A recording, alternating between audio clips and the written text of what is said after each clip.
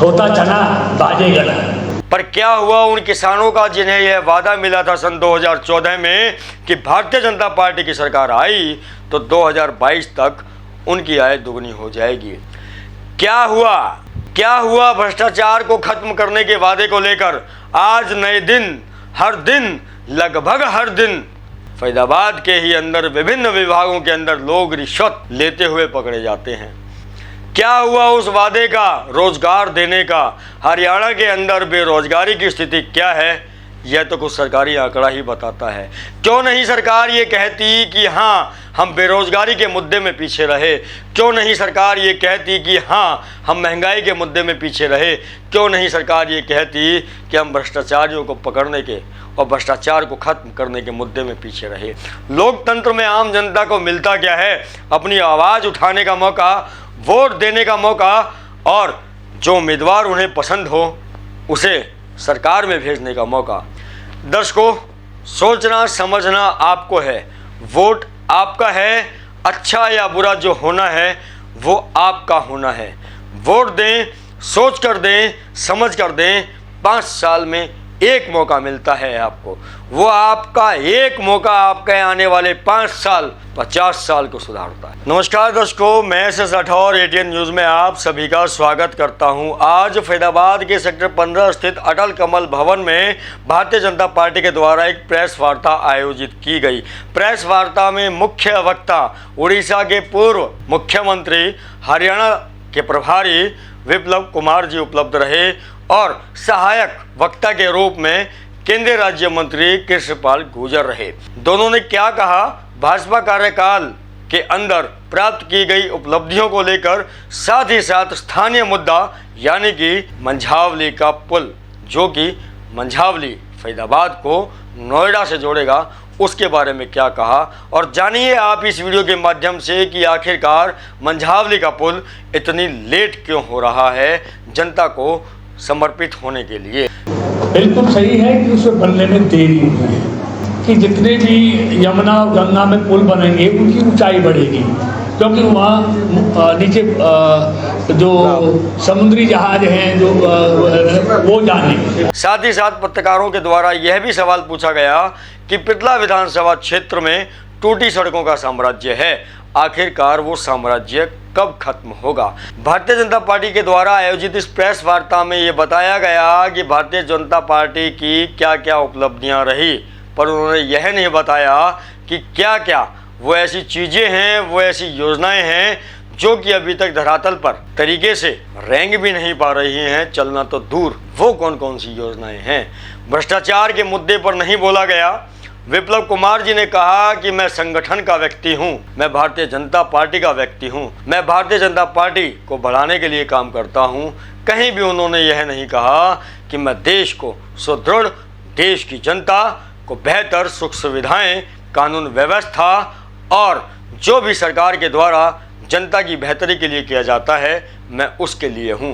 किसी भी पार्टी से जुड़ने के पीछे एक भावना होती है, राजनीति करना। राजनीति करना उस देश की जनता की भलाई के लिए जो देश की जनता उन्हें वोट देती है। पर विप्लव कुमार जी की अगर माने तो वो पार्टी के लिए बने हैं, पार्टी की बेहतरी के लिए जो भी संभव कार्य होगा वो करेंगे। पर पार्टी किसके लिए बनी है? वो भी तो देश की जनता के लिए ही बनी है। देश की जनता के लिए भी कुछ जिक्र कर देते। हालांकि केंद्रीय राज्य मंत्री कृष्णपाल गुर्जर ने कहा कि कांग्रेस के समय में वृद्ध लोगों को दी जाने वाली पेंशन 300 रुपये थी। उसके बाद उन्होंने जब सरकार छोड़ी, जब लोगों ने उन्हें आशीर्वाद नहीं दिया, उनकी सरकार गई तो उन्होंने 1000 रुपये पेंशन की थी सरकार जाने से पहले। और आज के समय में अगर देखें तो भारतीय जनता पार्टी ने वृद्ध लोगों को दी जाने वाली पेंशन को 1000 रुपये से बढ़ाकर 2750 रुपये कर दिया है। और वो यह कहकर भारतीय जनता पार्टी की पीठ थपथपा रहे थे। पर क्या हुआ उन किसानों का जिन्हें यह वादा मिला था सन 2014 में कि भारतीय जनता पार्टी की सरकार आई तो 2022 तक उनकी आय दुगनी हो जाएगी। क्या हुआ भ्रष्टाचार को खत्म करने के वादे को लेकर? आज नए दिन, हर दिन, लगभग हर दिन 2 दिन बाद फैजाबाद के ही अंदर विभिन्न विभागों के अंदर लोग रिश्वत लेते हुए पकड़े जाते हैं। क्या हुआ उस वादे का रोजगार देने का? हरियाणा के अंदर बेरोजगारी की स्थिति क्या है, यह तो कुछ सरकारी आंकड़ा ही बताता है। क्यों नहीं सरकार ये कहती कि हाँ हम बेरोजगारी के मुद्दे में पीछे रहे? क्यों नहीं सरकार ये कहती कि हाँ हम महंगाई के मुद्दे में पीछे रहे? क्यों नहीं सरकार ये कहती कि हम भ्रष्टाचारियों को पकड़ने के और भ्रष्टाचार को खत्म करने के मुद्दे में पीछे रहे? हालांकि केंद्रीय राज्य मंत्री कृष्णपाल गुर्जर ने यह तो स्वीकारा कि मंझावली को नोएडा से जोड़ने वाले पुल को बनाने में देरी हुई, पर उन्होंने साथ ही साथ इसके साथ एक जुमला भी जोड़ दिया कि देरी हुई क्यों? देरी इसलिए हुई कि मंझावली पुल के नीचे से समुद्री जहाज गुजरने हैं साहब, जिसकी वजह से ड्राइंग में चेंज करना पड़ा और इस वजह से उस पुल को बनाने में देरी हो गई। देरी हुई। नगर निगम के चुनावों के बारे में जब भी उनसे पूछा जाता था तो यही जवाब मिलता था कि बस जल्दी ही होने वाले हैं, कि बस जल्दी ही होने वाले हैं, अगले महीने होने वाले हैं, 2 महीने बाद होने वाले हैं। क्या हुआ उन चुनावों का? लोगों को अधिकार है वोट देने का। जब चुनाव ही नहीं होंगे तो लोग वोट देंगे कैसे? उनके अधिकारों को अप्रत्यक्ष रूप से छीनने का प्रयास नगर निगम चुनाव फरीदाबाद में होने वाली देरी के माध्यम से लोगों से छीना जा रहा है। लोकतंत्र में आम जनता को मिलता क्या है? अपनी आवाज़ उठाने का मौका, वोट देने का मौका और जो उम्मीदवार उन्हें पसंद हो उसे सरकार में भेजने का मौका। जब फरीदाबाद के नगर निगम चुनावों में इस तरह से देरी हो रही है, मामला कोर्ट में चल रहा है, लोगों के अधिकार यानी कि वोट देने के अधिकार में देरी हो रही है, उनको उनके अधिकार से वंचित रखा जा रहा है, तो साहब कैसे मान लें कि भारतीय जनता पार्टी को 2024 में लोग आशीर्वाद देंगे? दर्शकों, सोचना समझना आपको है, वोट आपका है, अच्छा या बुरा जो होना है वो आपका होना है।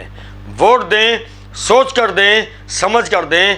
5 साल में एक मौका मिलता है आपको, वो आपका एक मौका आपके आने वाले 5 साल 50 साल को सुधारता है। मिलूंगा दोबारा अन्य किसी खास खबर के साथ। आप जुड़े हुए थे 18 न्यूज़ के माध्यम से SS राठौर के साथ।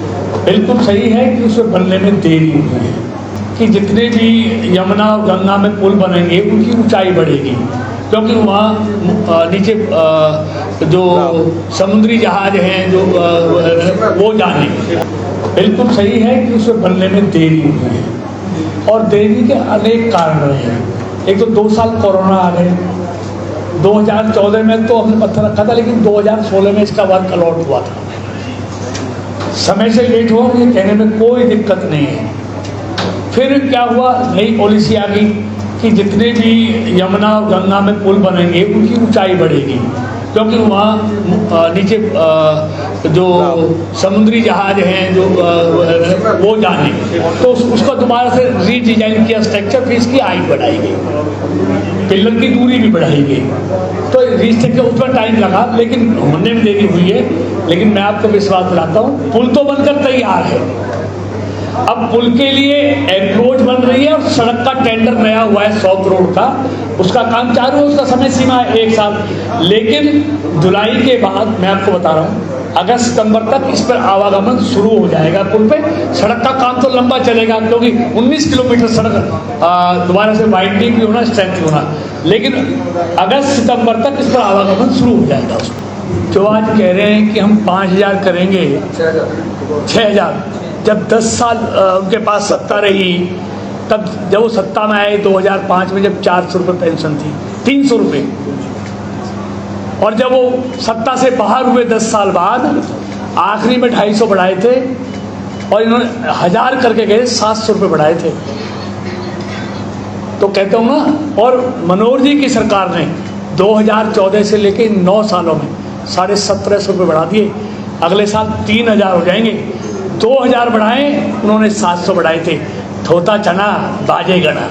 आपका चेहरा कौन रहेगा 2000? देखिए वो मंत्रिमंडल भी बना ले, तो बहुत लोग ऐसा करता है, इलेक्शन जब आता है मंत्रिमंडल भी बनाता है, बैठता उठता है, ये सब करने दीजिए। हमको तो आपका कौन रहेगा? हमारे पहले सरकार मेरे से मोदी जी के नेतृत्व में हमारा इलेक्शन हम लड़ते हैं।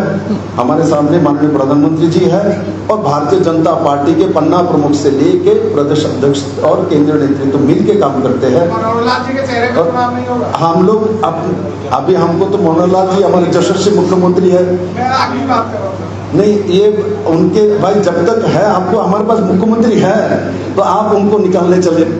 हमारे पास मुख्यमंत्री है, तो अगली बात करिए। जिनके पास नहीं है, जो बनने वाले उनको पूछिए मंत्रिमंडल कब बनाएंगे, कैसे बनाएंगे, संगठन कब बनाएंगे, संगठन कब बनाएगा, संगठन कब तय होगा उनका।